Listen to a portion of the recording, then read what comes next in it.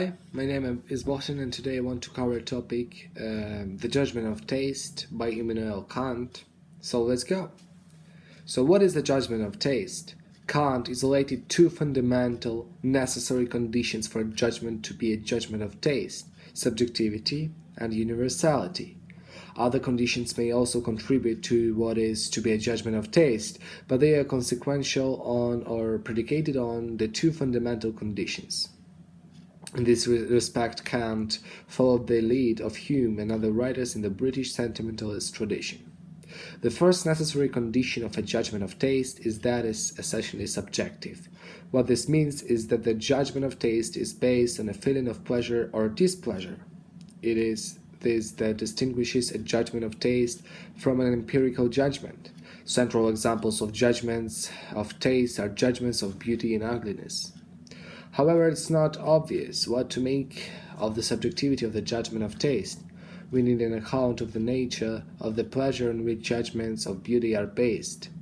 Kant makes various points about pleasure in the beautiful, which falls short of what we might call his deep account of the nature of pleasure and beauty, according to which it is the harmonious free play of imagination and understanding. According to Kant's surface account of pleasure and beauty, it is not mere sensual gratification, as in the pleasure of sensation, or of eating and drinking.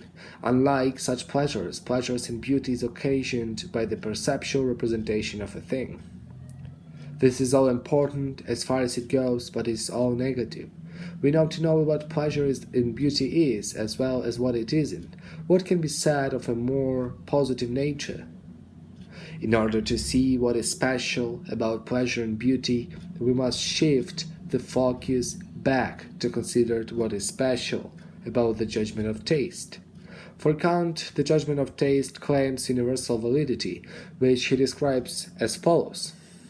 When a man puts a thing on a pedestal and calls it beautiful, he demands the same delight from others. He judges not merely for himself, but for all men, and then speaks of beauty as if it were a property of things.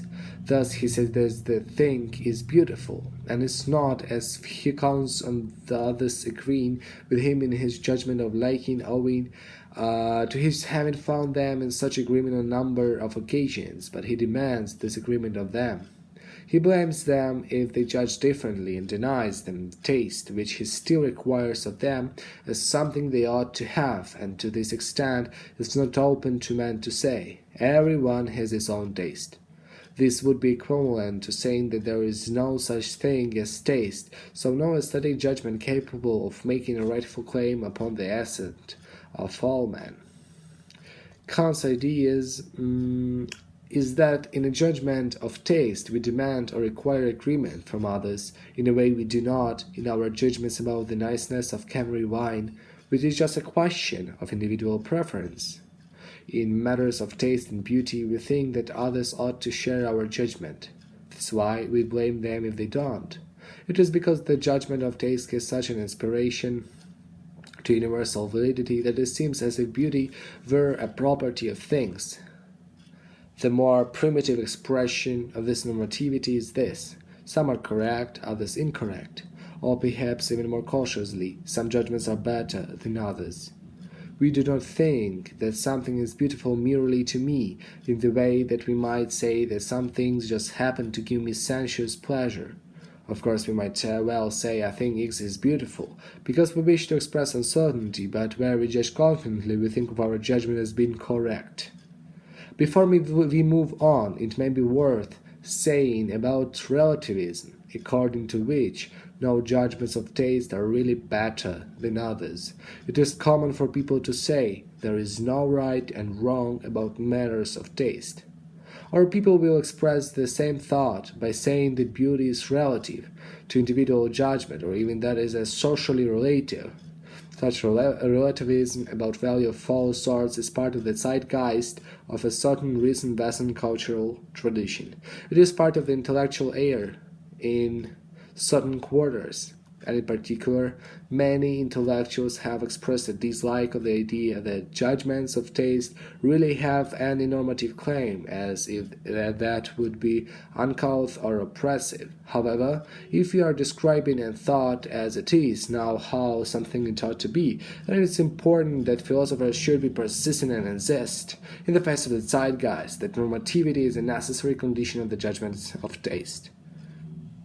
The normativity of aesthetic judgments can be recast in terms of a particular conception of aesthetic truth. For some purposes, it's useful to do this.